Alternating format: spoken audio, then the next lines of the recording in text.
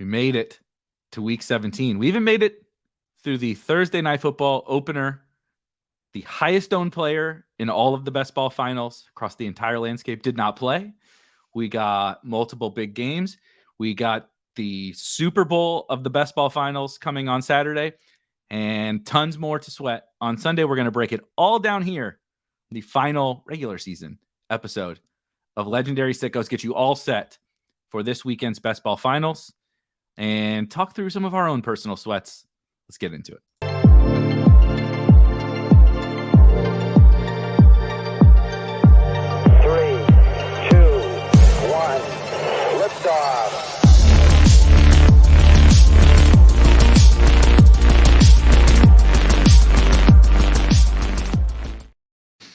All right, Pat, before we start to dig in to the goodness that was the Thursday Night Football game, what's going on with these Thursday Night Football games? I think is it Al Michaels that's on Amazon? He said something about it too. He was insinuating about sports betting, but Steelers Patriots, which was like the grossest game ever, popped off for fantasy. Last night, Browns the Joe Flacco versus Trevor Siemian pops off without Amari Cooper for fantasy. We've been having some fun Thursday Night Football games. So obviously, as you guys can tell, we're recording this on Friday after Thursday Night Football has gone through. And before we start to dig in to the best ball finals, I'm very excited. Pat and I both have a couple of different teams that we're going to talk about, and we're going to talk about kind of the ownership and everything that is set to play out this weekend.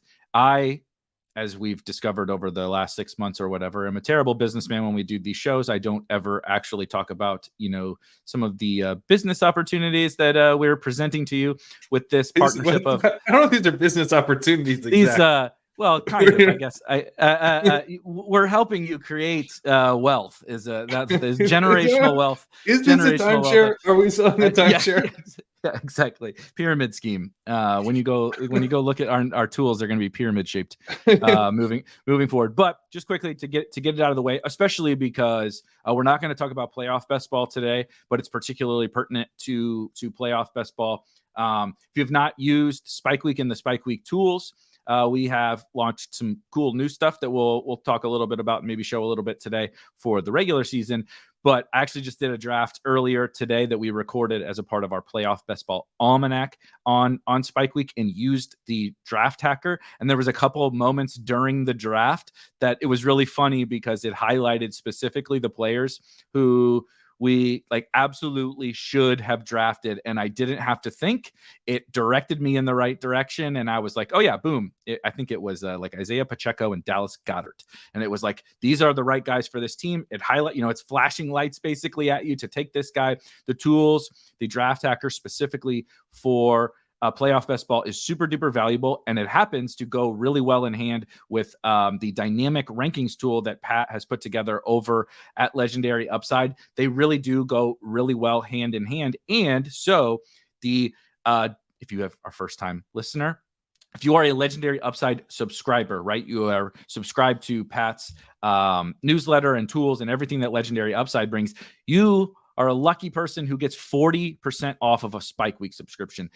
We kind of partnered together. Obviously, we're creating these shows and everything, but the tools that we have, the content, and now some of the other advanced tools that Pat's bringing, it all just plays so well together that we wanted to bring people together that are using what Pat's doing, and they can come and get a nice discount from the Spike Week stuff. So it's $40 a month for the tools. You can get 40% off that. It's $300 annually. Again, of course, 40% off that. You get 40% off of any product. You want to buy the Playoff Best Ball Almanac? I know Pat's doing some awesome research and content around playoff best ball strategy. We are as well.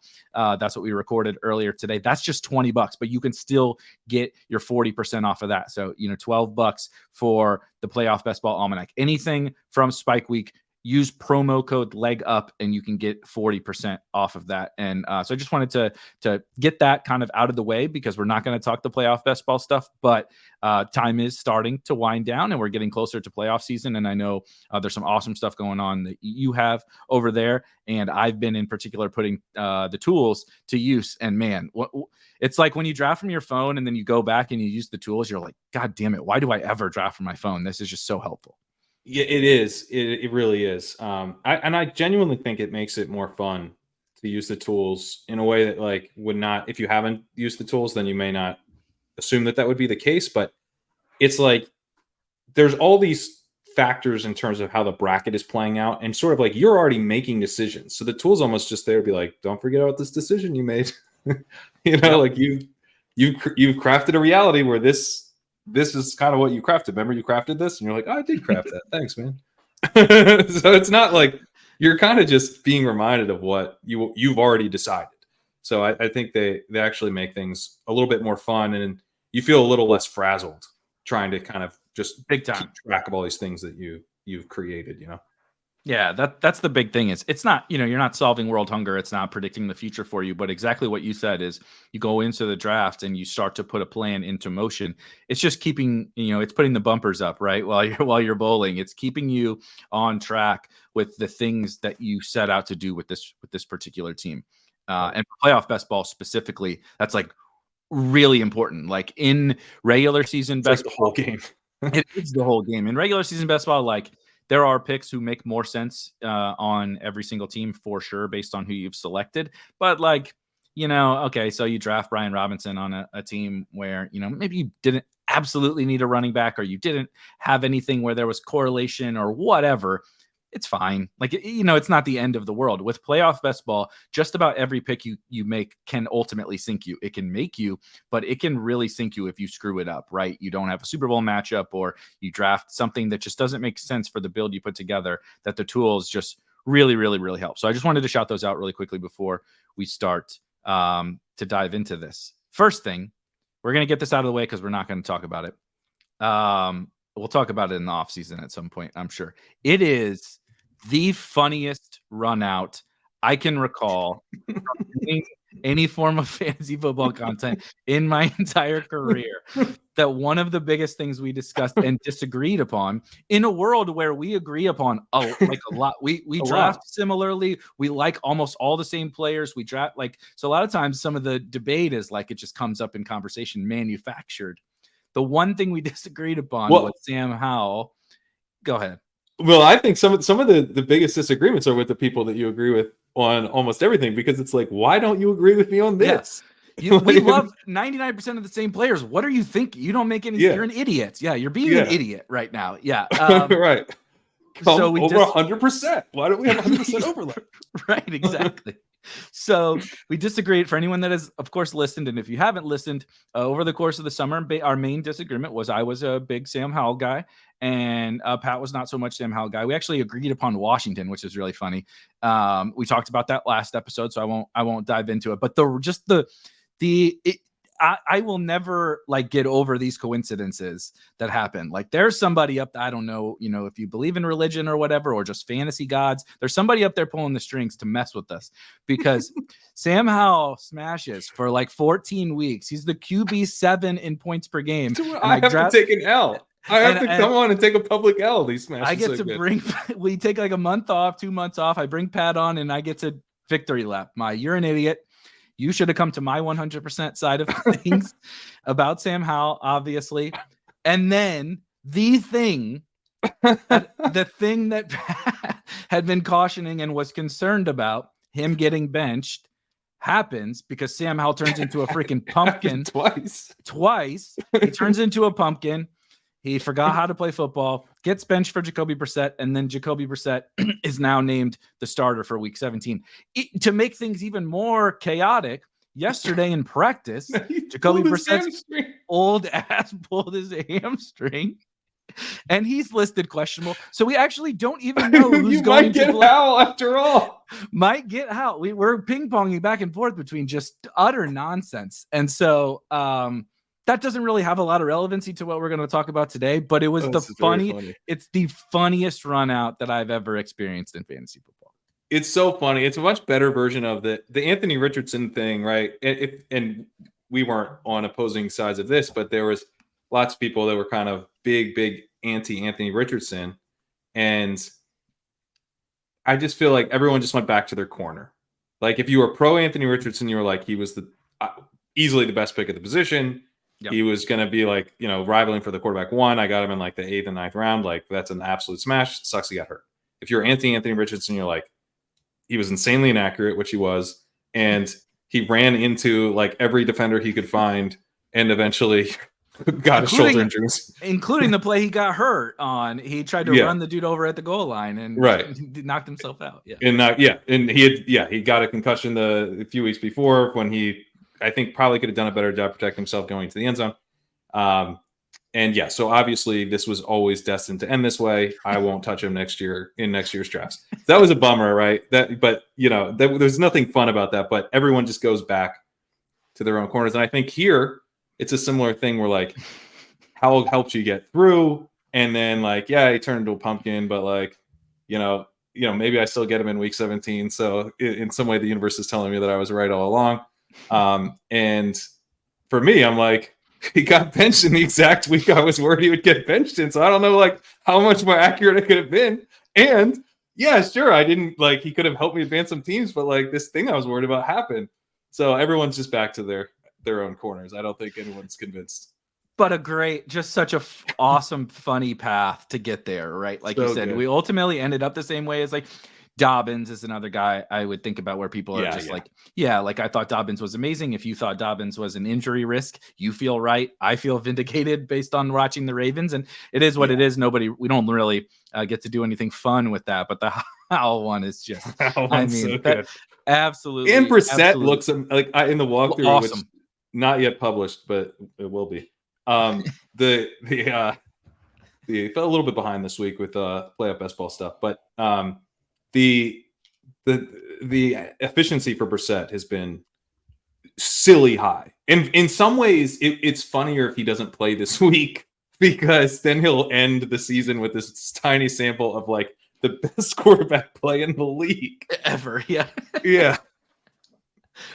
I tagged, for anybody that doesn't know, I also do DFS work for Roto-Grinders, our sister company, Roto-Grinders, for daily fantasy. And we do expert surveys and tag people in our lineup optimizer and all of that. Hilariously, just to add on to this ridiculous story, we got to this week 17. I have currently tagged one quarterback for play on DraftKings as a quarterback that I love. It is Jacoby Brissett. That's the only. Right now, I've made a dummy team for DraftKings. Jacoby Brissett is in it. Please win the Millie with Jacoby Brissett. Oh yeah, I don't give a shit what happens in best ball if I ship all the money on Sunday with Jacoby Brissett and DFS. We can all win. We can all win. It's great, but just have to lead with that because what a absolutely hilarious run out.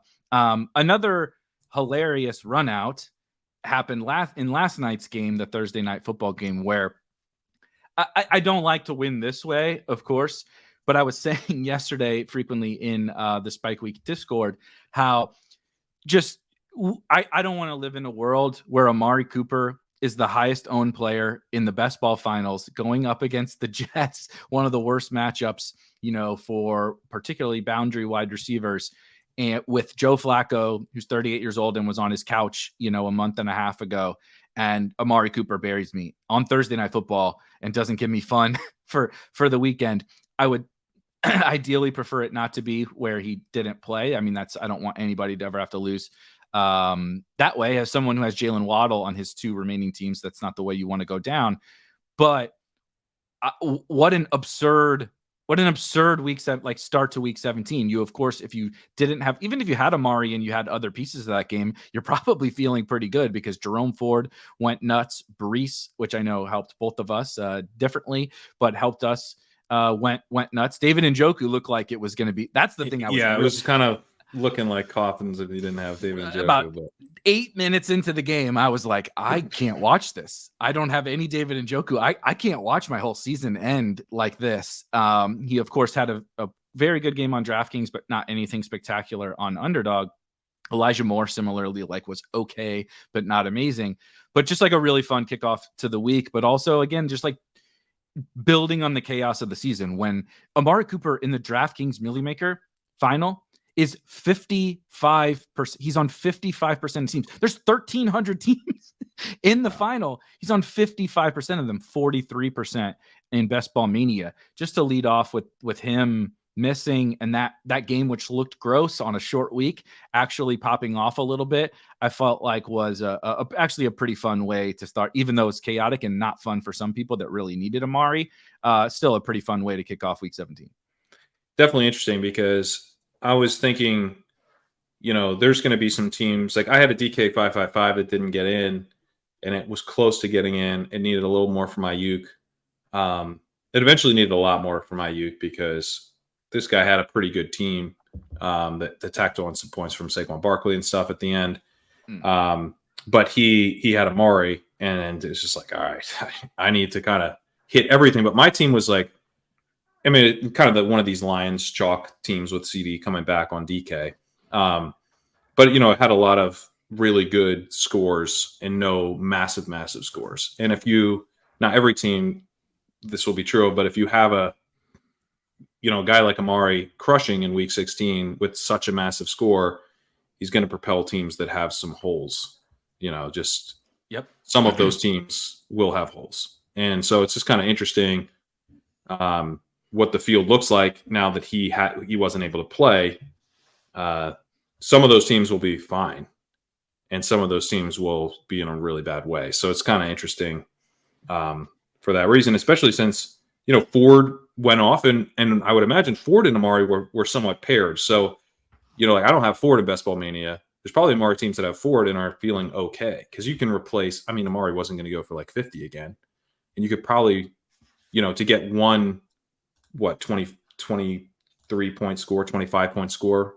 I think Ford had 25 points. You feel good about that. If you said Amari or Ford is going to get you 25 points tonight, you would take that. Absolutely, I would take that. Yeah. So in Best Ball Mania, Jerome. This Ford tool is so cool, by the way. 57% of Jerome Ford teams had Amari Cooper. So whatever. Jerome Ford is definitely frequently paired with Amari Cooper, and so like you said, if you tell me I'm going to get to week 17. And one of Jerome Ford and Amari Cooper is going to get 0, but the other one's going to get 25 or whatever. Like you said, I'd be like, okay, okay, sign me up. And frankly, Jerome, you'd make that deal if you said, I have Goff and Geno. If you said one of them will get 0, one of them will get 25, I say yes. Yeah, you got a running back, and because if everyone's getting 25, if half your team's getting 25, you're psyched. So and Ford is only where the hell is he on here? Let's do Jerome. There's too many Fords on here. For some reason, here we go. And so Jerome Ford is only 7.6% owned in the final on Underdog. And so sure, half of those, whatever that adds up to, right? We'll call it 30, just for easy math, right? So 16 or 17 of those teams have Amari, but those 16 or 17 teams are like, yeah, I'll take the 7% dude with 25 at running as a cheap running back. So they got other elite guys to go around, right? That theoretically can come, because that's the other thing is like, we'll bounce around a little bit, but the Amari thing for my Best Ball Mania team personally was similar to George Pickens. I have more confidence in Amari Cooper, having another good game this week, even in a tougher matchup, just because of the Browns and his archetype. But like George Pickens got me here. He has a much worse matchup this week against Seattle. I am not expecting anything from George Pickens, but get me there, and then let's ping pong it over to somebody else who theoretically is then going to be lower owned, right? So like I have the 2 Seattle wide receivers as an example, DK Metcalf and Jackson Smith and Jigba. It's like Pickens got me here. Now let's pivot it over to Metcalf, who is 5% or something on here. 5.3%. It's like, okay, yeah, that you don't want it. You never want your guy to not play, of course, especially a very chalky guy.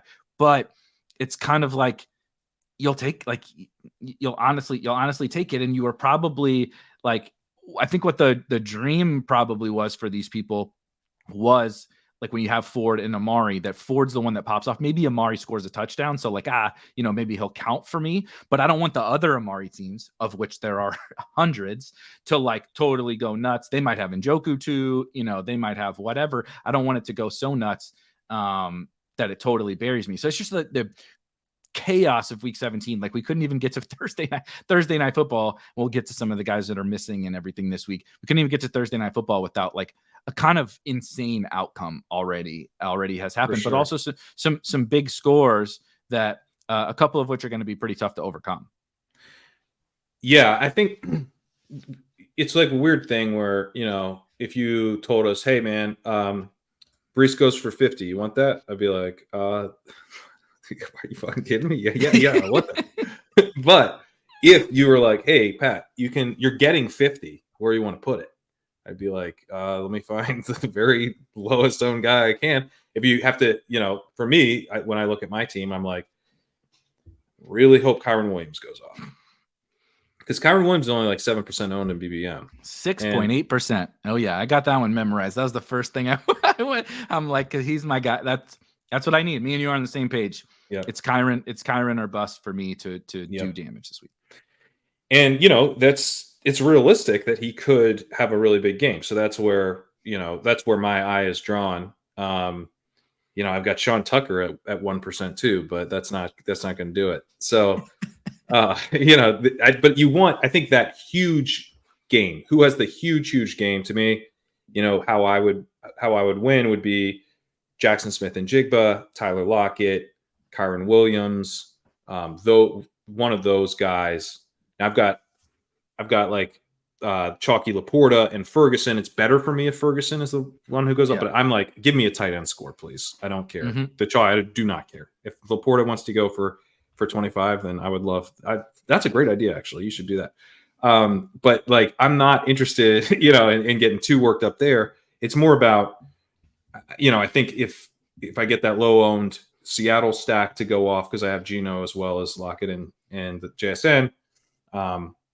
Even just a huge score from Kerrane would probably be like enough of a differentiator plus plenty of other things. But the Brees score is really nice because you're just going to need scores like that. Yep. And yeah, he's not going to be like the absolute key because there's so many Brees teams and it's not a completely unmatchable score, but he already kind of he like held up his end this week, it feels like. Yeah, it's funny. We were talking before the show, like kind of like what this week is all about in terms of the sweat. You know, we drafted all these teams all summer. They basically all go to shit. If you're lucky, you have a couple. If you're super lucky, even when you draft as much as you and I did, like I have 2, you had 4 that made finals. I have 5 finals. 5, yeah. So like when you draft, one was the Pomeranian too, so I didn't tweet it, but I do have a 5th. He's a smart man. I would have loved to seen the response to millionaire Pat Kerrane tweeting out his Palm 2. I couldn't tweet it. I did tweet the chow. It had Anthony Richardson on it. You know, that's fun. Yes, at least it's an interesting roster to look at. But yeah, we do have to draw a line in terms of net worth and the tournaments that you're allowed to tweet out. But nonetheless, I think the Pomeranian pays out okay. I think it's like $20K because it's a pretty big final. Okay, well, so, you know, so I wouldn't be mad. I can't keep track of all the little dogs tournaments that are out there. You know, Pomeranian, Chow Chow, Poodle. You know, whatever. There's so many of them. I honestly cannot keep track. But you do all this right, and we talk about it during the summer, and you know, you and I have said it a ton of times that like your entire year ends up coming down to one team. Like, you know, obviously for you last year, your entire year and your life, you know, changed on one individual. The only final I made last year. Yeah, you made one final. That team went nuts. Won, Best Ball Mania, and that made your year. Obviously, like I said, made more than your year. But even for the people that don't like necessarily ship a tournament, it still all comes down to that. Whatever your best team is, good or bad, right? Your best team could end up last in Best Ball Mania. Congratulations. Here's your $1,000. If you maxed it, you lost money. You lost money on the year, even though you made week 17. On the flip side, right, depending upon how well you do is on that one team is the answer. But then we get to this point, and it's so funny, like trying to explain to somebody else or going through the mental gymnastics of figuring out what you need/want, because it's absolutely what you said. You're going through, okay, who are my low owned guys, right? My leverage spots. So like for me, again, of course, first thing I did, what's Kyron's ownership? He's on both of my two teams. He projects as the second highest raw scoring running back behind Christian McCaffrey, and I got him in the last round. So clearly that's a huge, valuable piece to have. Then, like you said, you go to BBM, like, oh baby, sub 7%. Like, yeah, sign me up. I'm cool with this. Of course, we flip over the cards on Thursday. You have a better you have a better version of the Kerrane team than I have. So I'm rooting for second. I've conceded. I've already conceded. But my DraftKings Millie team, I'm like real excited about. It actually has Howell, and I was rooting for him to sit, which is ironic. But I had Brees, and I have Christian McCaffrey and Kyren Williams. And so it's like, and then I don't have Sam Laporta, so I'm going to be rooting against Sam Laporta, even though he's on my BBM team. I have George Kittle, right? So George Kittle is the tight end one. Those three running backs are Kittle's a very fun piece to have this week. Exactly. And then why I was rooting for Brissett is I'm like, if McCaffrey and Kittle are going to be the Stones, I probably need Brissett to be the quarterback on the other side. Yeah. I also have Jahan Dotson. And so you start telling yourself this story, right? About like, do I think Jahan Dotson is going to have a big game? Really with Howell coming back. Oh, baby. Howell comes back, throws 4 tutties to Jahan Dotson, and we bring home $1 million. This will be the greatest show ever next season. But you start mapping it out, right? And like I was saying, with Best Ball Mania, I'm still going to root for my team, and I do have some crossover, of course, Kyron, right, on both teams. But you start to map out what you need, and then like Thursday night plays out, and you're like, shit, like my BBM team, no Brees, no Ford, and Njoku's not a big deal, but I don't have CeeDee Lamb. I have Amon-Ra and Laporta, but not CeeDee Lamb. And you just start to look at other people's teams, and you have a little bit worse version of them. That could work out for you though. Like CeeDee Lamb was a first round pick. Like it's not. Like I've Waddle. It doesn't feel good now. Yeah. Waddle. So I probably need Metcalf. Metcalf would be my best chance to beat. Right. CeeDee Lamb. But what I thought was most interesting that I kind of want to see how you're thinking about it right now is really there's two types of teams in these finals. There is the CMC teams, which maybe somebody snuck another guy through that went around, right? You just so happen there's like Tyreek Hill's 2% in the BBM finals, right? Mm-hmm. Austin Eckler's 1%. Justin Jefferson's 1%. So there's a handful of all those teams. But Christian McCaffrey almost got a Jefferson team through, which would be so fun. Yeah, it's so fun. Christian McCaffrey's 42%, right? And then you flip to the 1-2 turn where CeeDee Lamb's 34% and Amon-Ra's 35%. So basically, it's those two versus CMC. You can't have both. Mm-hmm. So one of the builds is going to play out. I have the Amon-Ra version, a worse version of the Amon-Ra in BBM. You have that in BBM as well, but you have the Amon-Ra CD pairing. And then on DraftKings, I have the Christian McCaffrey version. And it's basically like this. You don't know how to feel because you can tell yourself like, oh my God, yes, I want Christian McCaffrey on that team. But if you have Christian McCaffrey, you don't have CeeDee Lamb and Amon-Ra St. Brown on Saturday, which looks really darn good. You might not have Laporta or whatever. And so I just found this year it's been more individual players and not the first rounders that really dictated everything up until this point, right? Remember, and like 5th, 6th round Mark Andrews smashes, 5th round Cooper Kupp smashes, whatever. Jalen Hurts was a 7th round pick and smashes. That stuff had dictated it before. This year, it's been so heavily, there is, of course, some downstream stuff, but it's like, do you have the McCaffrey team or do you have the 1-2 turn team? And that dictates like the rest of your roster too. Yeah. I know it is crazy. If you go back and look at these boards too, like which I've done for my BBM team, I went back and because I have Keenan, and that's a bummer. And I like Debo. I took a lot of Debo. And I was generally kind of like fading Amari. Amari is the guy that I wouldn't have been considering in the 3rd round there. So I would have been going Debo or Keenan. Amari actually had already gone in that draft. And then Debo went the pick before.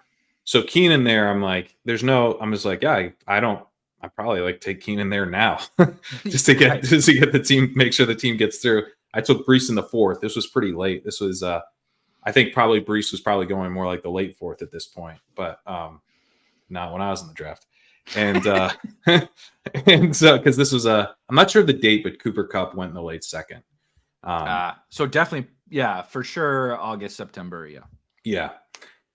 But yeah, you can go back and look at stuff and you can kind of, it's just sort of interesting to see like, how all these decisions kind of went and what like some random person in the draft doing forces you to do. And this is a team that had Michael Pittman, doesn't have Anthony Richardson. I probably set that up. I was probably hoping Anthony Richardson would come back to me, This happened with my team that won. I know for a fact I would have taken Trey Lance had he come back to me in that draft. He didn't. Yep. He got sniped from me, And so sometimes like those snipes actually like save you.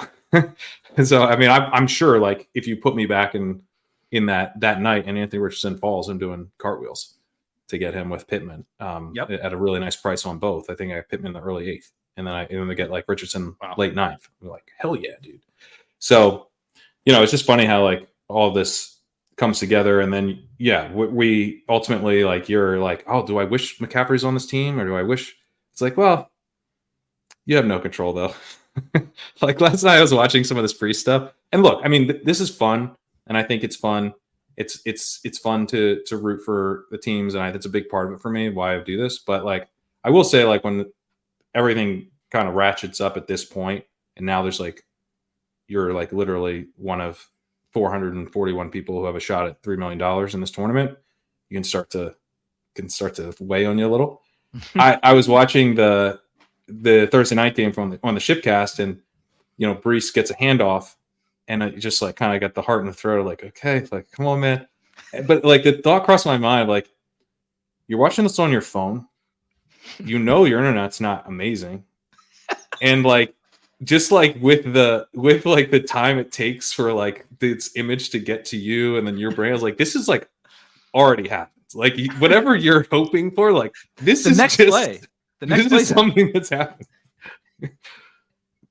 So it really is great. But just while I'm thinking about it, what you said, it's funny because like you said, thinking through, we try to control everything during the draft summer. We want to go exploit some edge that we think exists or whatever. And like you said, at the end of the day, the drafts is a peer-to-peer competition against 11 other people, and they all have their own ideas on what they want to do in that draft as well. And sometimes those things conflict. My Basketball Mania team is it's eerily, our teams are eerily similar. Mine is like mega zero RB. Antonio Gibson was my first running back selected, so kind of swap Brees and another wide receiver versus a later running back for me. But it's really kind of the very similar. It was basically I took Lamar as opposed to an early running back. You took an early running back and then another later wide receiver. But point being, my team also has the Seattle double. It's Metcalf and JSN as opposed to Lockett and JSN. But like you, I guarantee I really liked Seattle this year, which has not been very good, but at least they stayed healthy. Hey, we're here, man. Yeah, we made it. It's not good until it is, Exactly. George Pickens was a total epic disaster, and he got me here. Right. So what can we do? But I guarantee, even with Lamar, after having set up the Seattle double, once we got to the 10th or 11th round, I probably starred Geno and was ready to take him as my other quarterback. Like I had both of them plus George Pickens bring back in week 17. I had Lamar with Zay. I had Waddle. I had everything kind of structured how I wanted it to be. I'm sure that like Antonio Gibson wasn't that big of a priority. I needed to take him over Geno Smith. I'm sure that I wanted Geno Smith and somebody else took him, right? The Lockett team took him. Mm-hmm. And so it's like, what do? Just keep moving, dude. Keep trucking. We take Antonio Gibson. The next thing, Kenny Pickett is my quarterback too. He's been completely and utterly useless. I don't think I used to score, all year, and he's not playing now in the fantasy championships. But the downstream impacts of Rob and I were talking about this butterfly effect of every draft. You forget once we reach this point. You're just like, oh yeah, I drafted this team. I like those guys, or I see why I did that or whatever. But you forget that like, well, yeah, a lot of the times you didn't get every single player you wanted on that team. And you might have taken guys you don't necessarily love, but the butterfly effect of it all ends up landing you here. And so I do try to like keep reminding myself of that. Is like when I'm, like I said, I'm not very hopeful. I am hopeful for my DK team. I'm not very hopeful for my BBM team, but it's like it got you here. You sure as shit did not predict 36 George Pickens points last week. So why can't JSN score 25? Right? Why can't Tyler Lockett score 25 this week? Why not? Why can't they? And who knows, right? Amari scored 50 last week and then missed. The chaos, it never stops. So I do try to remind myself of that. It is funny that this, I mean, the whole pod luck thing is a different conversation, but it is funny, like, because there's, kind of the everything is a conspiracy until it's proven not to be. And then don't bring up I said that, because I'm moving on to the next thing that's a conspiracy.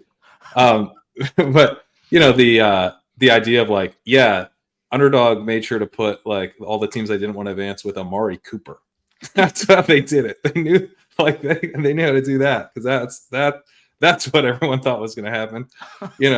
It's like it's crazy. Like the things that we think are impossible are very, very unlikely to happen, and then you immediately flip. The brain like immediately flips to like, yeah, obviously Amari scored 50. Did you not see that? You didn't know that? Like, he scored 50. He's the guy you need. Like, it goes from, why would Amari? God, with Flacco, no thanks.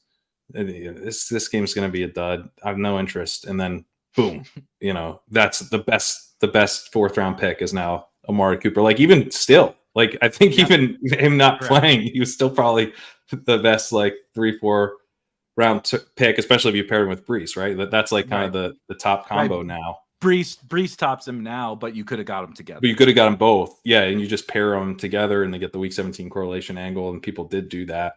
So it's just like, it went from being this kind of like, you'd so much rather have Debo, to like, actually, you'd just rather take the advance rate with Amari in week 16 now. Get your chip. And it took one game. Move on. It took one game. So that, in the same way that there are now the odds that they're the guys you and I are like, please let it be JSN, it probably won't be, but there are those guys, like, there just are in the player pool. And so it's just it's fun to dream on your teams right now, because you're like, maybe I'm sitting on the guy. Maybe I'm sitting on this week's Amari.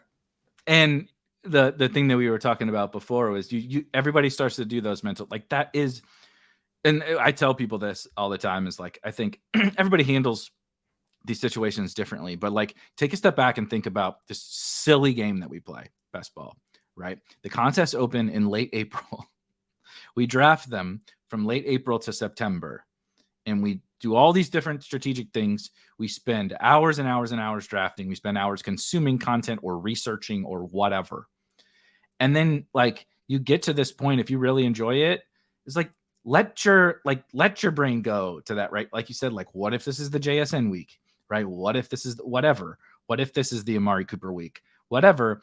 Because the whole like point of this is to enjoy it. Like, there are people that are like, I'm just going to delete my app and like show up on Monday or whatever. I'm like, I mean, do whatever makes you happy, but like, don't spend, like, you spend hundreds of hours drafting these teams and caring about this all summer. Like, enjoy the fruits of the labor. Like, I'm sitting here right now, just like I'm sure you're doing with your Best Ball Mania team, thinking about like, oh baby, like, we got that Brees start. I only need this. And it is, that's what we were talking about before we went live.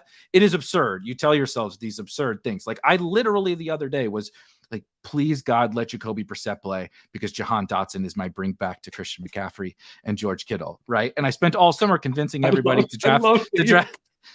Right. I spent all summer telling people to draft Sam Howell, who's on the team. Sam Howell is on the team, and I'm praying for this Jacoby Brissett, which goes against my brand. This has to be because I took the L, right? This feels. 100%. I mean, I know it's still we have no control over any of this, but this feels like I must have had some control over it. If you would have never admitted to it, Howell would be playing right now. He'd get benched again at halftime, and it would all be over. But because this is all played out, this stupid story I'm telling myself, which sounds absurd, but also like you start to think about it and you're like, there are paths to this thing happening, right? Like your team, you have Brees and you have Kerrane. You're like, okay, just get I got the Brees game. Now I just need the Kerrane game. Which has to be even bigger. Like I need a we need the 30 plus. Right. Yeah. We need him to separate, especially at his ownership. Right. He's 15% on DraftKings. He's sub 7% on Underdog. You need him to be, up. I don't know if he can match McCaffrey, but you know what I mean? He needs to have the big game. And then that's what we were saying before. And then so I only need Kyren Williams to score 40 fantasy points. No big deal. And then the 49ers need to go hang 50. This is me speaking. Right. And then the 49ers need to go hang 50, but it can't be to Debo, right? No Debo. It's got to be CMC and Kittle.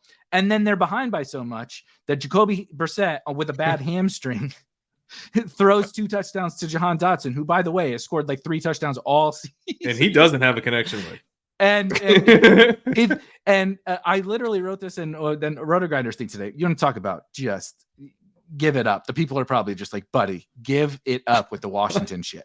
But I used the Jacoby Brissett efficiency stuff that you were talking about. Like if we extrapolate, I did the bullshit. If we extrapolate it, in just over a half, Jacoby Brissett has done blah, blah, blah, blah, blah, whatever. And then I did and Jacoby Brissett threw 13 passes last week, and 4 of them went to Jahan Dotson, including an end zone target. Let's extrapolate that over a whole game. What does that look like? But like that's where your mind goes, and like it sounds stupid, but that's also like the fun. Then you get to Sunday, go enjoy that sweat. We're all gonna root for it, right? And see what happens. And then maybe you'll be rich, maybe you won't. Only Pat and a few other people have got to experience that. But I'm legitimately excited. And if I didn't have Brees, I probably wouldn't be as much. But if you have a team with Brees and Ford, there are other people out there with Brees and Ford. In an 8-seat final, I have Brees and Ford. And which is and JT. Which so I'm is like one more score, baby. Yeah, you only need one score. You're probably not running back, and then I need So you're not even gonna sniff JT. Like JT's just chilling on the bench watching. Yeah, JT. We'll see. It's nice to have the out. But yeah, with McCaffrey there, you feel pretty good about getting 2 running back scores in already. What I wanted to ask you, just to kind of piggyback on some of this, what are some of the things that while we're going through these stupid mental gymnastics, was there anything that like stuck out to you as like, okay, some of the things we did, it could go right or wrong, or good or bad. The things that like we talked about over the summer, the things that you did over the summer, and you get to this point and you're like, that's why I did that, right? Or one has jumped out in a big way. Yeah. I do want to say just on the sweating thing, like, I just in case people are curious, I was like watching Red Zone and stuff, and when I on the Week 17 Sunday last year, and Eckler's running for long touchdowns, and then I streamed the late window, which was brutal because everything got like all the stuff I needed stopped happening as soon as we went on stream, and I was just like, and Devontae Adams teams were catching me and everything, and then I didn't watch the Ravens Steelers game Sunday night. I just didn't watch any of it. And I had a couple teams behind me that had Isaiah Likely. If he scores he's caught a touchdown right away. And if he caught another touchdown, I would have gone to second. And so there's and at the end, I think Pickett was, they were about to, he ended up throwing a touchdown. And if the touchdown, I think had gone to Pickens, or Deontay Johnson, or maybe it was Pickens and Freiermuth. Either one, I would have gotten past, and it went to Najee. So Najee saved me there. Shout out Najee. Yeah, shout out Najee for the first time in my life. But that was so like I saw that on the box score. I was doing the Sunday night recap pod that I was doing for Roto World at the time, and I was just like, I'm not. Like I kind of have to do this other thing, but I just like I don't want to. It's like the Ravens Steelers, like late December game. Like, good God, I can't sweat that. So I just didn't, and then was gonna be sweating the whole Monday night game live on air. So it was like there's a few. I feel like I've done all the sweat types. They're all valid. You do you. Yeah, super quick before you give your kind of takeaway. So I did not win, but a similar experience to me where I didn't hold was, oh God, this is maybe 4 or 5 years ago, within the last however many years. So I play a lot of DFS. I've been lucky enough to make it to a bunch of live finals. That's something that I enjoy, kind of chasing the live finals, and I've been fairly successful in the qualifiers. And this was the DraftKings NFL live final in Miami, like I said, 4 or 5 years ago, something like that. And the only guys I had were in the early window. And this might have been more than 5 years ago, because I'm remembering, remember Jalen Samuels when he was on the Steelers? Yeah.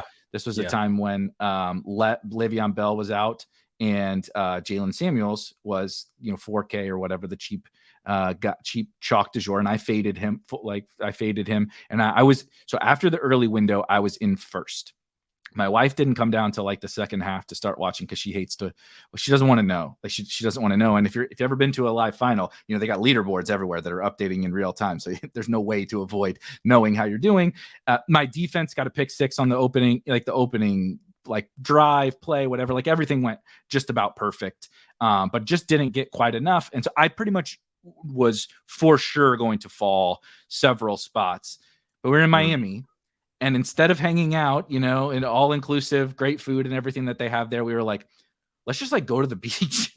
Let's just go walk down to the beach. We went down to the beach. We end up shooting the shit, having a drink with some random locals. And they're, what are you doing here? Like, well, that's a long story. How do I explain? I'm currently winning $2 million in a fantasy football contest, but I don't want to watch my my money go down. So we're out here we're out here having a Red Bull vodka with you, buddy, on that random dude on the beach in Miami. We're going to hang out with you. But so, like you said, it's all totally viable. But I think it's like the fun of it. Like I watched all my players, and then once it got to the point where it was not going to be good for my mental health to stay in there. Yeah, exactly. And that might change over time. 100%. The one thing that I feel really good about is, and we kind of talked about the rookies. So the thing I don't feel as good about, and we talked about this last time, was second year breakouts versus rookies. I want to bring those rookies up even more in my late round strategy, specifically to really try to attack these week 15, 16, 17 weeks that are just, we just see how crazy important they are. And so many people, that we really respect in the space got a ton of teams through to the semis. And you could, it would be kind of interesting to actually look at how many teams were in the semis versus and then what the advance rate would have had to be for cumulatively that number of that average team to the semifinals. You know what I mean? Yep. With the point being there that I think that there are some levers we can pull, and they're going to be volatile levers, but there are levers that we can pull to help get us through the pods. And it's a random experience, and it can be a very frustrating experience, but I do think there's things we can do to help us actually advance through week 15 and 16 and get to the final and show up with guys that we're excited about. And the poster boy for that has to be Kerrane Williams. I think, Puka Nacua would be the other poster boy, but he fits more with the rookies over sophomores type thing. But Kerrane is a guy that it's sort of a thing I talked about early in the summer of when I'm looking at running backs, I'm going to try to take less of the random dart throw running backs early in the summer, because I was going to be looking more for some of the rookies like Josh Downs, who I was a bit more into. I mixed in some Tank Dell, whiffed on Puka. That one hurts. But the other guys that I was looking at was Darius Slayton types, dudes who I felt like we're going to run routes and, could kind of get there on a play. And, it's funny that he got some teams through. Yeah. So I think he was a viable way to play this. Now, after this year, I feel like that archetype, the Zay Jones, Darius Slayton archetype, is probably the weakest of these. But I think that if you're going to do the Zay Jones from 2022, Darius Slayton this year, which it felt really gross, but it worked. And he was running, because here's the thing, he was running a bunch of routes at the end of the year, and he can make some big plays. And if he does it, then boom, it's huge. It's so huge to get even like one long touchdown in these weeks, like, because you're going to have a bunch of guys who are scoring well to put you in contention, but then boom, you get like an extra double-digit score hitting your lineup. It's really important. But I wanted to be taking those guys more in the early summer, and then in the late summer, I wanted to flip it and start really attacking the late round running backs, because I was going to have more certainty on who they were. And I was going to be putting myself in a situation where if I was right, not only was I getting some points that, are really important for that lineup, but I was going to show up to pods where that guy, even if he had a really good year, was probably not all that high owned, because he wouldn't have been drafted early in the summer, because people didn't know he was that right guy. And it's not just that, like with Kyren Williams, it wasn't so much that they didn't think he was the number 2 in LA. It was just that they didn't really care, and they weren't sure, like, why would I take Kyren over any of these other random number 2s? Like, what's the difference? Right. Malik Davis, exactly. And so, but it became clear by the end of the summer that there was quite a big difference. And I think everyone felt that way at the very end, that it was pretty clear to everyone that Kyren was, but I think so it's not so much spotting Kyren as when you've spotted a Kyren, you hammer it.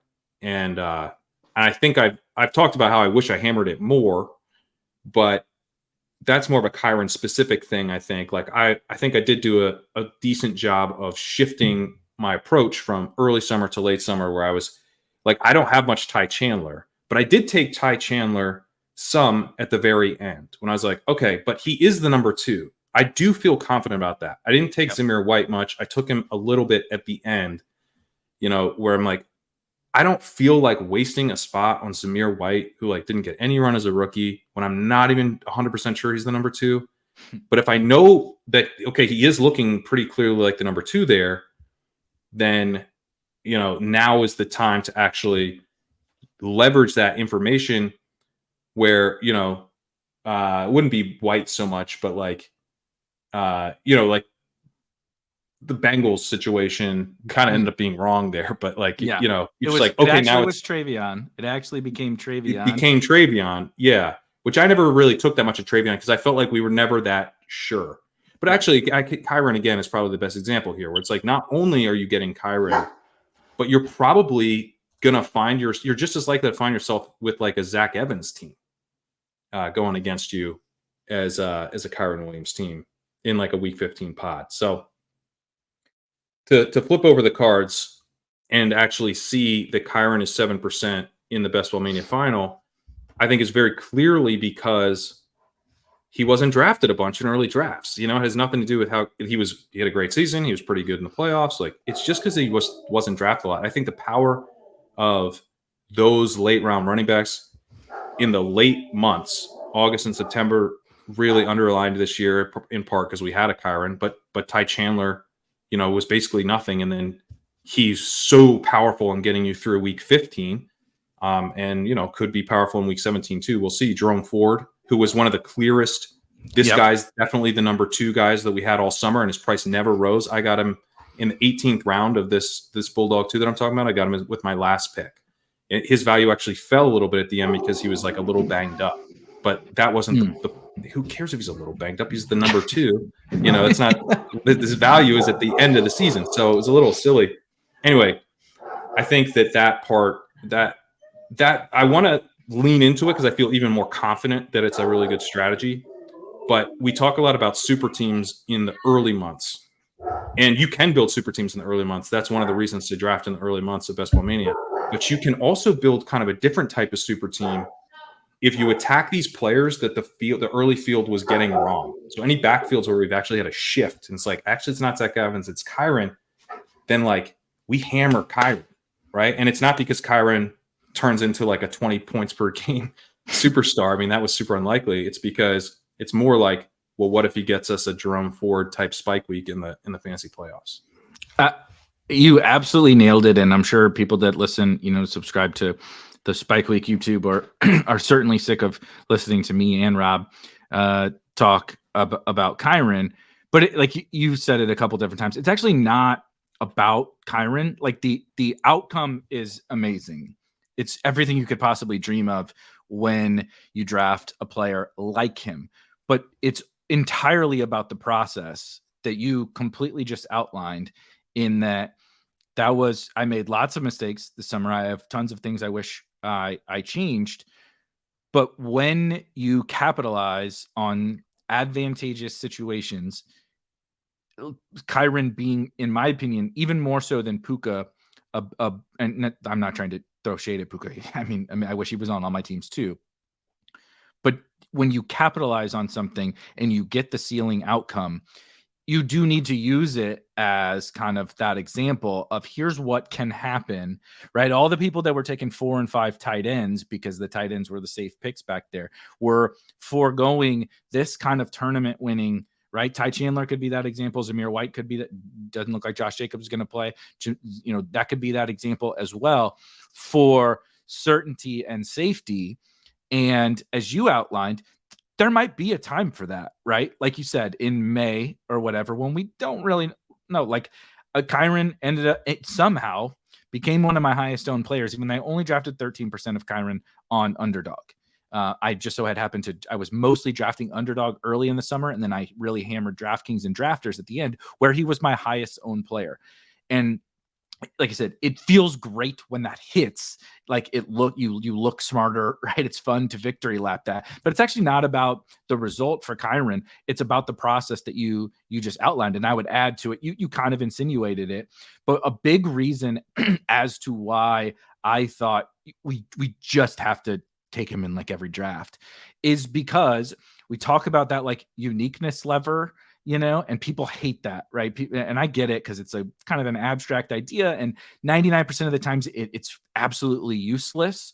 But you see, again, everything that you outlined being true about Kerrane, but also the uniqueness angle where he was drafted. We have the data. Hacker sent it to me the other day.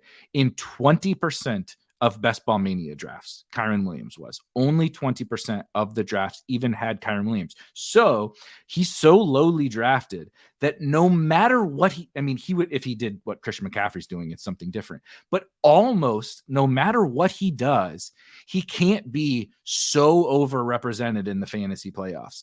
And then if you get the run out like we just got, he missed some time during the season, and in the fantasy playoffs, he's been good, but not like legendary.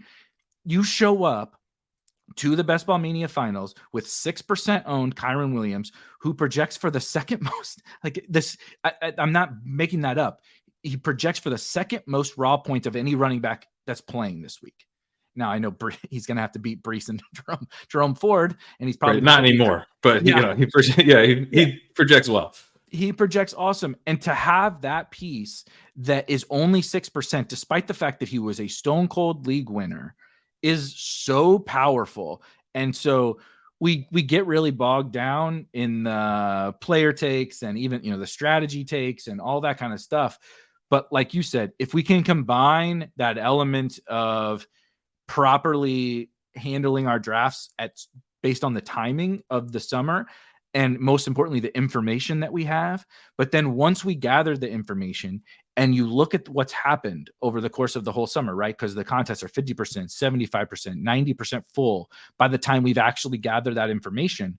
Whatever drafts you have left at that point, the edges aren't just in individual player takes. I didn't fucking know that Kerrane Williams was going to be this, dude. Nobody. Sean McVay didn't know. Sean McVay loves the shit out of Kerrane Williams. That's why Cam Akers is gone. But I'm not sure he knew that this dude is good. Like, he's legit. Like, you want to, I know ball, and Kerrane Williams can fucking ball. Like, I know he runs a 4.7 40, but he's good at everything else. Like, he's really, really good. We didn't see that coming, and I liked him. I have every feud days now, but occasionally I have a Kyren Williams. I like, you know me, I like some college football. I like to get into some of that. I have a Kyren Williams thread from when he came out of Notre Dame that was like, I think I was taking him in like the 12th round of big board drafts. I liked watching him. Yeah, I took him in I probably have him on like some old Dynasty Best Ball type things where like, you know, they're like deep enough, you're like, I'll keep him around. Yeah, but exactly. like, yeah, just from when he came out, because he was interesting. He was very productive, and I kind of like the way he run. You know, he kind of had like he was like one of these dudes with like real big butt, and like he kind of got up to speed quick, and you're like, oh, you kind of like almost like a Zach Stacy, you know. That's a great, yeah. That kind of, you're like, this guy's also a Ram, former Ram. Also a Ram, yeah. Maybe that's why I came to mind. But he's like, you know, kind of got little squatter, you know, little shorter guy, but he's not. Definitely did not have the top end speed. You could see that even at Notre Dame, he didn't have the top end speed. But no, he had like a 90-yard touchdown run that you're just watching it and you're like, are you gonna get to the end zone? Like I forget who they were playing, but it was a sick run. He like, you know, made a bunch of dudes miss, reverse fields, went down the sideline, but you're just like, I think that's a D end that's going to catch you, buddy. Like you got to start running. He doesn't have that, but it's another thing as to why everybody wants to make things binary. And why I like this specific example is because it's not about the talent eval only about Kyren, which talent eval is very important, right? Why was Brees such a home run is because you and others have evaluated he's just really freaking good at the game and talent can win out, right? And because he had a clean ACL tear, which a lot of the doctors, you know, Jeff Mueller, or is it Mueller? I apologize. Edwin Porras, they both, and several others were like begging people to listen to that this was different than the Javonte injury, that it was a clean ACL tear, that, you know, his timeline for get back to 100% was fairly early in the season, week 5 or week 6. I don't know. It wasn't just a talent evaluation. I think we were lucky to have experts in the space who were pointing us in the right direction on this. Good point. And it was a situational thing with Brees. His price never made sense, but I don't want to talk. I'm sure they've listened to you talk about Brees. I'm sure you fought the Brees wars. No one's heard me talk about Brees. I don't know what you mean. Yeah, exactly. Just like no one's heard me talk about Kyren or Sam Howell. But it's like such a perfect encapsulation of, you outlined a bunch of different things that were like, here's XYZ, how we got to this player. And you also need to remember not to get stuck in your ways from early in the summer. That was like in May. Yourself. Yeah. We talked about that over the course of the summer too. It was like, look, it is okay to have drafted. I did this in a failed example of kind of the Kyren thing that I'll touch on quickly. I believed, obviously I believe Washington was a big edge, obviously Howell, but I have John Dotson in the final. Why? Because I drafted a shitload. There's only one way to get John Dotson in the final. To draft him a lot. Just being on a lot of your teams. Yeah, it's not because he's any good. But I was overweight. I would almost guarantee I'm the only person in the entire fucking best ball space that was overweight both Logan Thomas and Cole Turner, right? Because I believed, because there's a right answer here. I believe a Washington tight end should not be going undrafted. Whoever it is going to be the man that he's going to run the routes. I don't really know who it is. Early in the summer, I believed it was Logan Thomas. That ended up kind of, being correct. He still kind of sucked, but whatever. Last round pick, he was fine. I pivoted. Logan got banged up in the summer, and I start to think about it, and you're like, the fucking stupid second year player, Cole Turner, second year player, talented receiver, kind of intriguing prospect profile, big, fast. He was basically a receiver in college. Eric Bieniemy is there now. He's getting the run with the ones in camp with Logan out, and you're like, maybe this guy's the guy. And so, similar to Kyren, this is what Cole Turner is on. For full disclosure, he's on my Best Ball Mania finals team. Cole Turner is. But so there's 3 other what psychopaths out there were also drafting Cole Turner and got him to the finals, because there's 3 more teams besides me that have Cole Turner on him. And I was like, let me at least be the only one if Cole Turner scores 2 touchdowns. I mean, he's not even going to be active, but like, if something were to happen, let me at least take this victory lap. And 3 other assholes out there have Cole Turner. But Cole Turner actually, to me, was another thing that I was willing, like Kerrane. I wasn't taking Kerrane in May because I didn't really know. I didn't have the information. But then we got to August and September, and I was like, shit, dude, I think Cole Turner might be the starting tight end for Washington. And I obviously love Washington, so I should probably invest in a tight end who was never drafted all summer and has upside of, real upside as the tight end in this new fun offense, blah, blah, blah. So I started to press that and to get overweight on Cole Turner. He obviously failed spectacularly, but I still feel good about that process because it's kind of like we talked about, or you've said, I love this phrase that you used, the Adam Thielen was the tax we pay for the way that we play this game. Like Cole Turner was one of the taxes I paid because of the way I play this, but it got me Kerrane. So nothing else mattered. Like like I was going to lose a lot of teams anyway. It sucks that Cole Turner didn't hit, but the way we play the game, the way we got to it, gets you on Kerrane. It could have, it didn't get me. It could have got you on Puka. It could have got you on more Ty Chandler. It could have got you on guys who, if you have right now, you're like so live to win $3 million or $1 million or hundreds of thousands of dollars. And like, you have to be willing to pay that tax and stick to that process and understand they're not all going to hit, but when they hit, it's a fucking grand slam every time. Jake Ferguson is an interesting one in that because he went up in price, but I think appropriately so. And he's a guy that early drafters were, do I take Schoonmaker? Do I take Ferguson? I don't know. Maybe I just don't take anybody. And, identifying those spots, so it doesn't have to be at running back, but it probably should be, I would say, running back or tight end. Maybe weirdly a quarterback. Like maybe if there was an exciting, like if we had a Justin Herbert, remember he didn't start his rookie year and then he comes in because Tyrod Taylor, the doctor, injects a shot into his lungs. Remember, it's craziness. And now Tyrod's one of the healthy quarterbacks. Nobody's healthy at quarterback. Tyrod had guys injecting him with needles and injuring him for the Chargers. season. And what a mess. I know.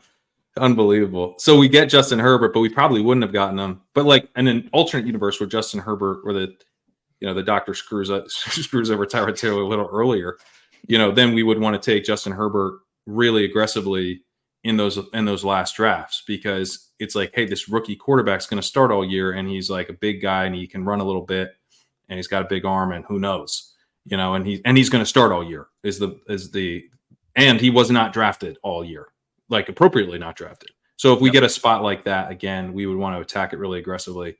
The Kerrane thing, you mentioned he was drafted in 20% of drafts and he is 7% represented in the final. Well, 7 over 20 is 35.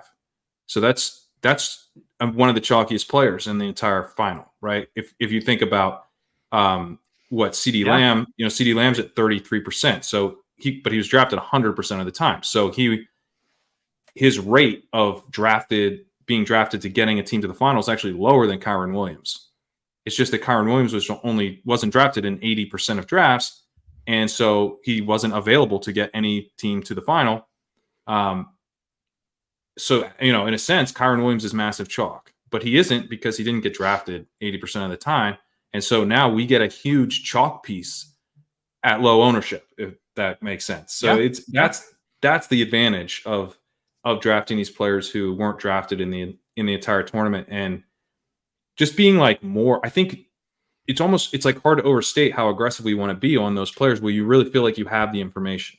So I think that the tricky part about late round picks is that when you think about how do I advance through a 16-team final, 16-team single elimination round in week 15 and again in week 16, and then how do I win a really big final, 400 plus people in week 17?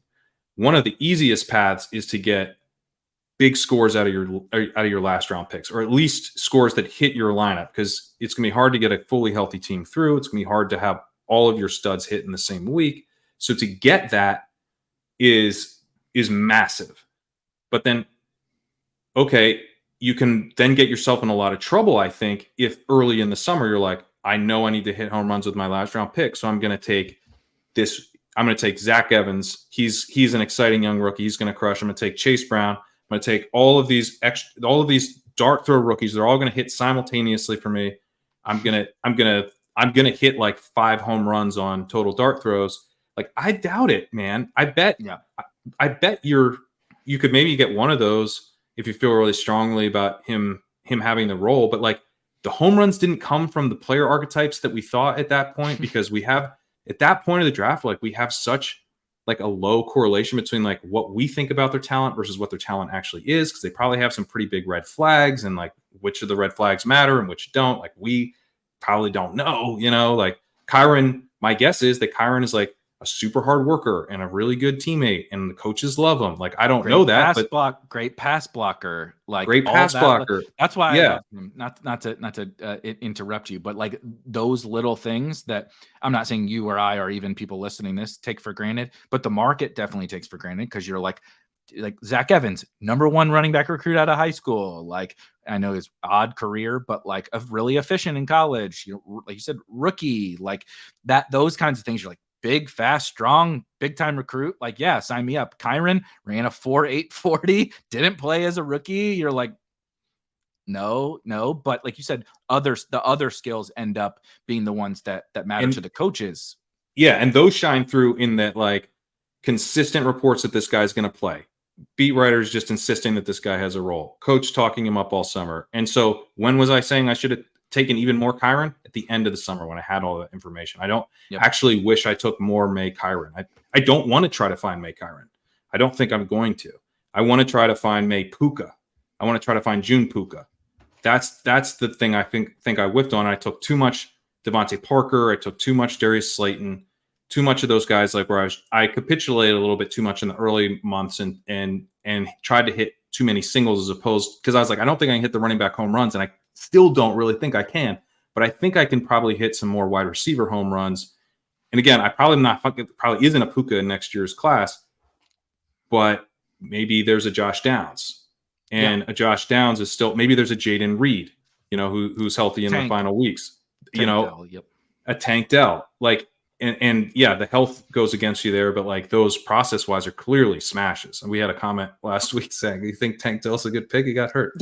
Yeah, I mean that's how you're going to play. You don't take the guys that are going to get hurt in week 16. But I think process wise, obviously, those are the guys that we want to be looking for in future, right? And so that's something I want to be more aggressive on in trying to find, because it's sort of like, the thing I think all of these archetypes have in common is like they're going to play, and then it's just making sure it's like they're going to play, but when.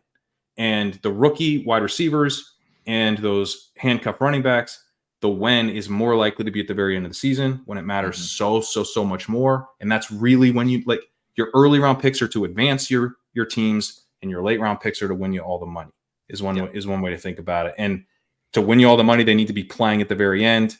And so your Devontae Parker is actually the least likely of those three by a wide margin to be playing at the very, very end of the season, because he stinks. So, I'm open to taking some more of the Slayton, Devontae Parker types in the early drafts next year. The Robert Woods is, right? I mean, Robert Woods got it's like the most beautiful run out. Like, his quarterback's amazing, and all the wide receivers get hurt. And I could give a shit about, like, if I had Robert Woods on a finals team, which I don't, because he hasn't done anything all season. But if I did, I'd be like, don't care. Like, there's no, like, he's useless. So, that's the risk of trying to hit the single, is that you might just, ground out with Robert Woods. But I think there's some value to it. It's just, if this were Moneyball, it's bunting. They never bunt. It's bunting. You never, ever bunt. I think you can bunt with. Just don't bunt as much as I bunted in June this year. I bunted way too much. I tweeted about Robert Woods. Don't tweet about bunting. Don't tweet. That's like, don't tweet your Palm 2 finals team. Don't tweet your bunts. See, I learned. I tweeted about Robert Woods, and then I quietly advanced in the Palm 2. Okay, I'm growing. You better be Billy fucking Hamilton if you're, Deion Sanders. If you're gonna bunt, you better be Deion. Run a 4.2 40. If you're gonna, this is not the Deion Sanders of bunts. Yeah, this was Robert Woods coming off an ACL. Don't be David Ortiz and bunt and tweet about it. Like, let's just just say that. But I'm going to use one of our fun catchphrases to start to wrap up. But I'm actually being serious this time because we both have to get out of here. But so we got a billion games over the course of this weekend.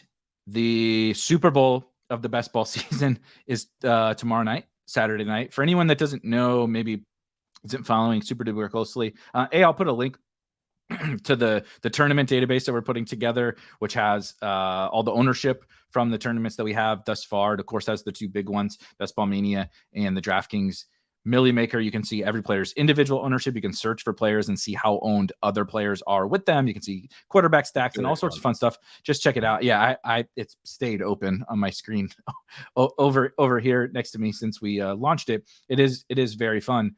But if you've taken a look at that, even without like looking through your pods, you probably could have figured it out looking through your pods. Outside of Amari Cooper and outside of Christian McCaffrey, basically every chalk piece is in the Lions-Cowboys game tomorrow. Much more so on the Lions side, but CeeDee Lamb is also kind of involved in that. And so I just wanted to see what you have. CD and Amon-Ra. I have Amon-Ra and Laporta. I think you have several different pieces in that game. I have both sides of this coin where I have that super duper chalk game, but I do, of course, have some pieces that I'm excited about that are lower owned. I'm actually really excited for Lamar. I know that the quarterback's probably not going to win me everything, but like, I don't know, 4% Lamar versus 35% Jared Goff feels totally fine heading into a finals weekend. But on DraftKings, I don't have a single person in the Lions-Cowboys game. So I may pull a U and not watch. I'll get somebody to record, like a fucking baseball podcast with me or something during that time. I don't think I want to sweat that one out. But it's the Super Bowl for everybody that's here, whether you have guys in that game or not. And then we have, obviously a billion games on Sunday. How are you kind of processing? What are your expectations for the weekend? Of course, anybody can fail and anybody can pop off, but you do the walkthrough every week and obviously analyze this game week to week. What are your kind of expectations, for the weekend, specifically as it's framed towards some of the best ball ownership? Yeah, I mean, so just as a little aside, I'm actually going to a concert tomorrow, and oh gosh, Brittany has a bunch of her family in town, and we're going to the show with some friends, and her sister and brother and cousin are all visiting and stuff. And so we're like all going to be at the show. And I was like, oh, that's fine because, it's a show. And so it'll be late and football starts early in California, And so I'm like, this is fine, And so it turns out the show's at like 4. So it's like literally the headliner's going. Yeah. As the game's starting. So I don't know, man, but I think I'm going to be watching it on my phone if I've got service. I think I like it's the game like all my players are in. Like, and it's the first game when like if good things happen, I can like really start to dream, and if bad things happen, I can tell myself a Geno story. Like, I just kind of want to know what's going on as it happens. So I think I'm going to have my phone out for that. But we'll see, because I don't want to like. I also like socially, I have to like weigh how much I'm gonna have to feel it out. Like, how much can I get away with having my phone out? For sure. Everybody else has their phone. Do this actually. People put their phone up with the flashlight and stuff to do that. You just have the whatever ESPN broadcast. Jared Goff dropping back.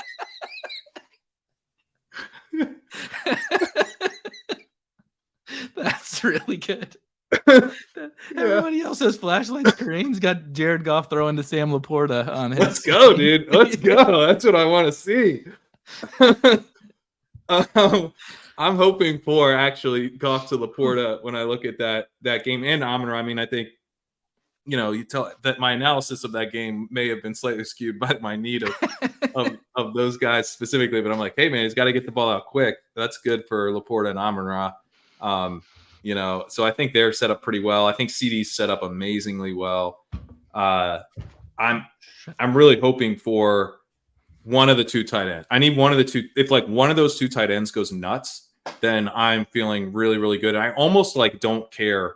Like, it'd be nice if Laporta also brought along Goff if he's the one who goes nuts. But like, if I just get one amazing tight end score out of that game, then I think I'm pretty happy. It's obviously then it's like Geno or bust for me. But I think that's an okay place to be in because he's not high owned in the final, and I have him double stacked with you also have outs to just quarterback not being. I don't want to say not mattering, but like Geno gets you 25, the highest score is 28. Who gives a shit? Right.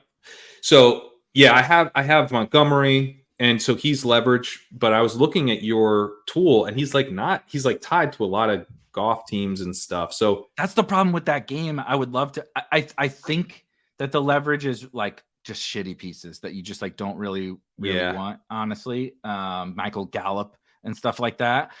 It's because everybody, for whatever, I mean, we had the perfect, it's the perfect, good luck. It's the perfect combination of like both of these teams smashed the whole season. Like they were two of the best offenses at the best prices. And a lot of them happened, right? CD and Amon-Ra lined up, other than Tony Pollard, basically everybody on both these teams has been reasonably good at varying levels. And so it's just like this, that everything all came together for them to be all chalked together, which is like unfortunate for the week 17 thing, but also kind of fortunate because it's the best game. It's the best game. I know it is interesting. Yeah. I feel a lot better about it having the Brees score. Not that Brees didn't get to like, oh, you got to have Brees. Like the winner may or may not have Brees, but they certainly could have Brees. And easily. So you feel much better, I think, about a chalk game going off if you have. I mean, Brees is also chalk, but it's like at least I'm in a good spot where one of my important players had a good game. I think it comes down to this team comes down ultimately. So many things have to go right, but how do Kyren Williams and Michael Pittman do? I think is and the two Seattle wide receivers, Lockett and JSN. But like if the Detroit game goes off, and the Pittman, the JSN, Lockett, and Kyren pieces don't go off, that doesn't, it'll be someone else with the chalks stack, not me. Yeah, that's always the difficult thing to try to, as everything, and I got to stop using this phrase, but that needle you're trying to thread is tough, and that's just how it is in week 17, right? I will just add, for me as someone, ultimately, like if you're out there and you're like me, you don't have that game. Like I said, my DraftKings team, which is the one I'm very much so most excited about, doesn't have a single player in that game, which both is very fun and very like, I mean, it's fun because I know everybody else has it. And so I'm also not a fool to think like other people aren't going to get good, big games are coming from that game. It's just like a certainty, but it's so long as it doesn't, like everybody doesn't come along for the ride. Right. I have outs to win so long as like, it's not Goff for 35 and Amon-Ra for 35 and Laporta. I have that game stacked up like a ton of ways. I do have Gallup on the team. I just checked. So I have CD, Gallup, Ferguson, Goff, Montgomery, and Amon-Ra and Laporta. And I'm nervous about not having Dak. Yeah, exactly. I'm like, oh no, what if it goes off too much? Yeah, Dak's in a better spot and projects better He's than in Goff. A better spot. Right? Yeah, exactly. And CD, that's my biggest out of anything on the week. Look, the Lions are mega chalk, and someone is going to have a big game, if not multiple. I'm certainly terrified of not having that. My biggest fear of the whole weekend is I don't have CD Lamb. Easily the biggest fear of the whole weekend. So if you're out there and you're like me and you don't have CD Lamb, we're going to be holding hands together tomorrow and praying. We're going to be holding our phone up like Kerrane and praying to the best ball gods that CD, like, dude, I don't care. He's going to have a good game. Just no 40 balls, please. Like 25, it's fine. The 40, not so good. I'll just run super duper quickly for the folks, and then we'll get out of here because I know we got to go. If you are, looking for things to sort of root for, I feel like my DraftKings team is one of those that's like a very peculiar team that can shine a light on the random shit that we're rooting for. Like I said, so I had Brees CMC and Kerrane are for sure. Like they have been assumed to slot into my lineup. I have Chase Brown and Tank Bigsby as my other two running backs on that team. So obviously, I'm not expecting them to outscore those other guys. I am missing Jalen Waddle. And I think you mentioned this. I don't know when I heard. I have both Buffalo tight ends on this team. Don't know why I did that. Dude, I almost advanced the team. I keep saying it's one team, and I almost advanced it with that. If Ayuk, the pass interference, if he were to catch that touchdown, that team advances as well. And it's Josh Allen with both Buffalo tight ends, and I would have had to eat so much goddamn crow with Liam, who I went on his show and repeatedly told not to do that, and then I guess he got in my head a little bit, and I did it. But then, listen, joke's on me because it serves me right, frankly, for doing something that was very, very stupid, just the stupidest fucking thing you can do. I'm not tilted. Don't think I'm tilted. That I didn't get in because I didn't score any tight end points. I had Hunter Henry, who gets hurt, and then I've got the two Buffalo tight ends who cannibalize each other. And literally, with like a tight end touchdown, that team advances, and I couldn't get there because I bet against myself by taking the other tight end when I'd already taken a tight end. Just follow your own advice, Pat. Yeah, you put Trey McBride on there or something, and it moves on. Just if I put Trey McBride on there, I'm through easily. Oh, that's also my favorite quote. I'm not tilting. Don't tell me that I'm tilting. Don't mind that I'm tilting. But anyway, we all are trying to create the paths that we have to first place, and mine is, like I said, Brees did his thing. CMC and Kerrane got to do their thing, and Kittle has to do his thing. And then we pray to the gods. Like you said, Seattle is probably on both teams. I have Metcalf on both teams. So I know he tweaked his back yesterday, but that motherfucker missed his practice so much. I'm currently not worried about it. But DK Metcalf, 3% on DraftKings. So I'll take that. Drake London, 5% on DraftKings. Rashad Bateman, redacted. Redacted. 5%. Zay Flowers, 9%. Jacoby Myers, 9%. So I need 3 scores. Fellas, give me 3. If all those running backs go off and Kittle goes off, like I said, I'll take my chances with 3 good scores from those wide receivers, and we'll see how it goes. Similar to you. If we're pitching the people on rooting for us, I know I'm not the number one choice for a lot of people to win. But on Tuesday night, Rob and I did a show where we said like 3 times, like, as long as Kerrane doesn't win, we're good. But just listen, I promise to get better toppings next year. That's my promise to the people. God damn it. That gets me. It still gets me. We're almost into 2024, and that shit still gets me every time. But yeah, huge pizza party. If either one of Kerrane or I win, as much Little Caesars as you guys can eat, it will be available to everyone. But just think about that. Come on, root for me. Oh, you're not a big Seattle fan? Tough shit. Do you like Little Caesars? Yeah, that's what I thought. Obviously, we're getting to silly season, but this is a lot of fun. Hopefully everybody has a fun week 17. And honestly, the other thing, and kind of, we're wrapped up in the week 17 sweat and all that. If you didn't get there, like, I know some of the sharpest people in this whole space that didn't get that didn't get to a single week 17 team. Then they drafted hundreds of teams. It's fucking hard, man. It's really, really hard. You need a lot of good luck. Like you said, I won't go on the long tangent, but like, I didn't like George Pickens over the summer. His name we did hours and hours of shows together. I bet you I never once uttered George Pickens' name the whole summer and the time that we recorded. He just so happened to be on the team, and he's the reason I'm in the Best Ball Mania finals. Yeah. Right? Yeah. Like, yeah. It just is what it is. And don't feel down. We got lots more best ball contests to draft, and like we said at the top, playoff best ball is coming. I promise you'll enjoy some playoff best ball, because it's also refreshing, because it's very different than the regular season best ball. So we'll definitely be getting into that sometime soon. I know Pat's got to go. I got to run.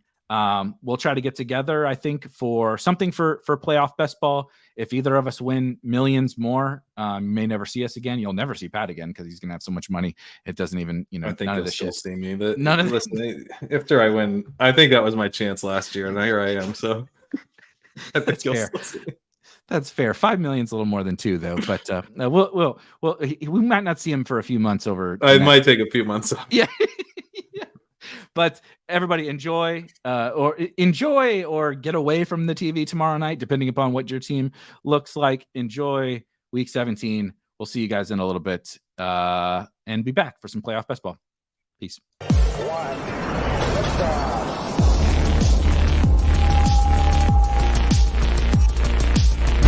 Woo! Those were some spicy takes. Want to stay up to date with all of the other spicy takes we're going to have over here at Spike Week? Why don't you press that subscribe button below? You turn notifications on, we draft a team, boom, you know about it. We have another spicy take, boom, you know about it. You can be there. You can draft with us. You want to stay up to date? That's how you do it. All right, we'll catch you later next time here at Spike Week.